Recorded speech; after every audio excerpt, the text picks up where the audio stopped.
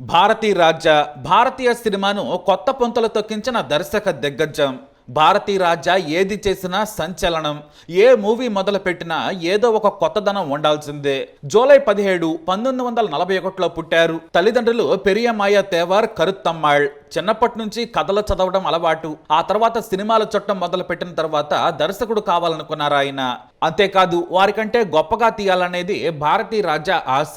కానీ తమిళ దర్శకులు ఆయనకు అవకాశం ఇవ్వలేదు. అప్పటికి తెలుగు, కన్నడ సినిమాలకు చెన్నై కేర్ ఆఫ్. అలా స్టూడియోల చుట్టూ తిరుగుతూ ఉండగా కన్నడ దర్శకుడు పొట్టన్న కనగల్ తన దగ్గర దర్శకుడిగా పనిచేసే అవకాశం ఇచ్చారు.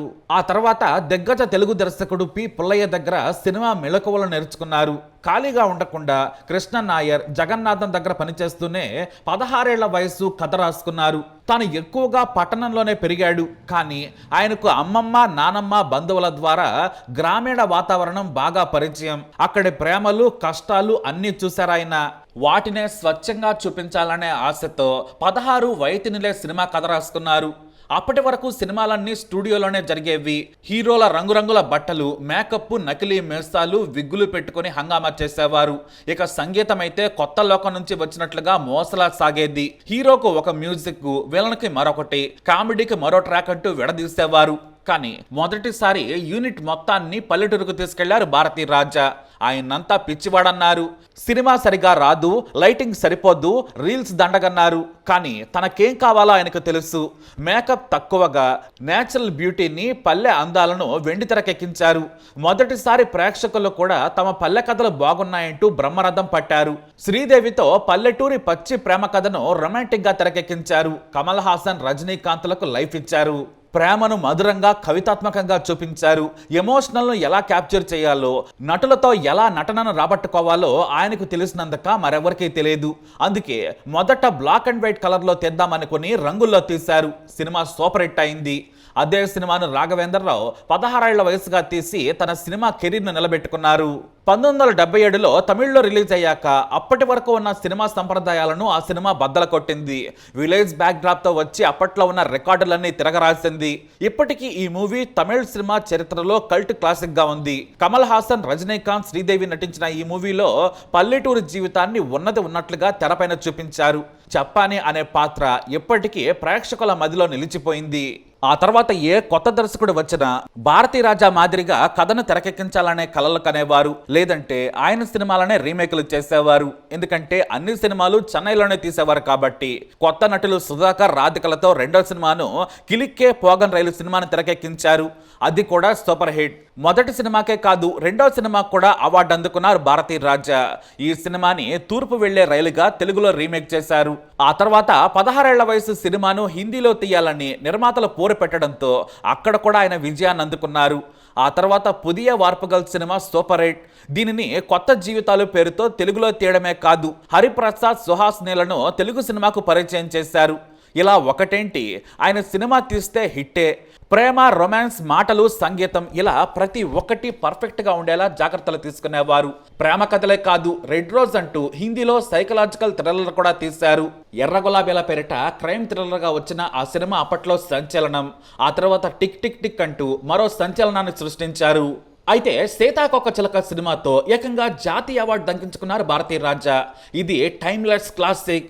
ఆయన తమిళంలో కూడా దీన్ని తీసిన తెలుగు సంభాషణలకు, సంగీతానికి, పాటలకు ఫిదా అయిపోయారు.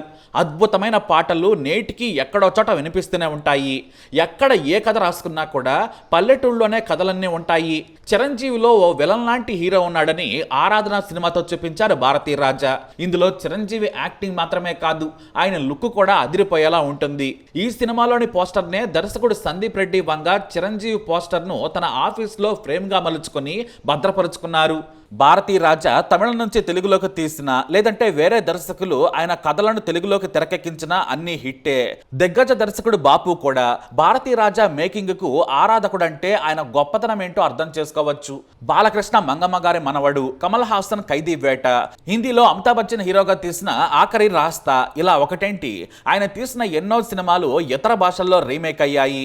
ఎందుకంటే ప్రేక్షకుడికి కథను ఎలా చెప్పాలో భారతీ రాజాకు తెలుసు. ఎమోషన్ను ఎలా పండించాలో వాడాలో తెలుసు. అంతకుమించి కెమెరాను పాత్ర మాదిరిగా వాడుకోవటం మొదలుపెట్టింది భారతీ రాజానే. పెద్ద పెద్ద క్రేన్లు, రౌండ్ ట్రాక్లు లేని రోజుల్లోనే మనుషుల భుజాల మీదకు ఎత్తి కెమెరాలను తిప్పేవారు. కెమెరాతో ఎన్నో ప్రయోగాలు చేసి అద్భుతాలను ఆవిష్కరించారు భారతీ రాజా. కొత్తగా ఎవరైనా తనకు హీరో కావాలని ఉంది, హీరోయిన్ కావాలనుకుంటున్నానని ఆయన ముందు నిలుచుంటే చాలు, ఒక్కసారి ఎగాదిగా చూసి 2 డైలాగులు చెప్పమని అడిగి తన సినిమాకు పనికొస్తారా రారా అని నిమిషంలో తేల్చేసే టాలెంట్ ఆయన సొంతం. తన కళ్ళతోనే సినిమా కెమెరా లెన్స్లో నుంచి చూడగల దిట్ట. అందుకే కార్తిక్, రాధ, రేవతి, రాధిక, విజయశాంతి, భాగ్యరాజ, నెపోలియన్, మణివన్నన్, మనోబాల, త్యాగరాజన్ లాంటి ఎంతో మందిని వెండితెరకు పరిచయం చేశారు. అయితే విలన్ పాత్రలు, చిల్లర వేషాలు వేస్తున్న నటుడు సత్యరాజులో మంచి నటుడు ఉన్నాడని ఒక ప్రధాన పాత్ర ఇచ్చి స్టార్ట్ చేశారు. ఆ తర్వాత ఆయన కెరీరే మారిపోయింది.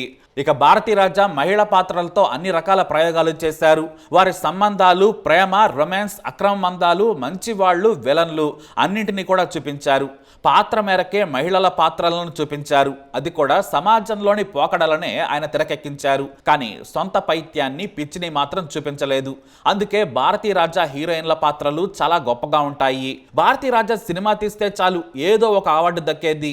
ఏ భాషలో సినిమా తీసినా సరే ఆయన ఒక మార్క్ క్రియేట్ చేసేవారు. ఇక భారతీ రాజాలో మంచి నటుడున్నాడని అందరికీ తెలుసు. కానీ ఆయన ఎవరో కూడా నటించమని అడిగే సాహసం చేయలేదు. కానీ యువ సినిమా కోసం మణిరత్నం అడిగారా లేదో వెంటనే చేసేస్తానన్నారు. అలా నటనలో కూడా చేయి వేశారు. ఆ తర్వాత వచ్చిన సినిమాల్లో అడపాదడపా నటించేశారు.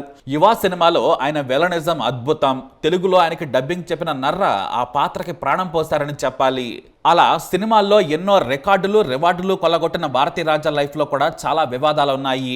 ముఖ్యంగా ఈయనపై ఉగ్రవాది అనే ముద్ర పడే పరిస్థితులు వచ్చాయి. శ్రీలంకలోని జాఫ్నాలో 1992 నుండి భారతదేశంలో ఉగ్రవాద సంస్థగా నిషేధించబడిన లిబరేషన్ టైగర్స్ ఆఫ్ తమిళ్ ఏలం తరపున పోరాడి మరణించిన ఉగ్రవాదులను స్మరించుకునే రోజైన మావీరర్ నాళ్ సదస్సుకు ఆయన హాజరయ్యారు. అక్కడ వారి ధైర్య సాహసాలను ఆయన అభినందించారు. దీంతో భారతీ రాజాపై విమర్శలు మొదలయ్యాయి. ఉగ్రవాదులను పొగట్టం ఏంటంటూ నిలదీశారు. ఈయన కూడా ఉగ్రవాది అంటూ విమర్శించడం మొదలుపెట్టారు. ఇది ఆయన జీవితంలోని మాయని మచ్చగా మారింది. ఇక ఆ తర్వాత కర్ణాటక, తమిళనాడు మధ్య తలెత్తిన కావేరీ జలాల గొడవల్లో నువ్వు కర్ణాటకకు చెందినవాడివని సూపర్ స్టార్ రజనీకాంత్ని విమర్శించారు భారతీ రాజా. దీంతో ఈ విషయం రాజకీయంగా పెద్ద దుమారం రేగింది. ఆ తర్వాత ఇద్దరి మధ్య దూరం పెరిగిందని చెబుతారు సినీ ప్రముఖులు. భారతీ రాజా పర్సనల్ లైఫ్ విషయానికి వస్తే 1974లో చంద్రలీలను వివాహం చేసుకున్నారు. వీరికి మనోజ్ భారతీ రాజా, జనని అనే 2 పిల్లలున్నారు.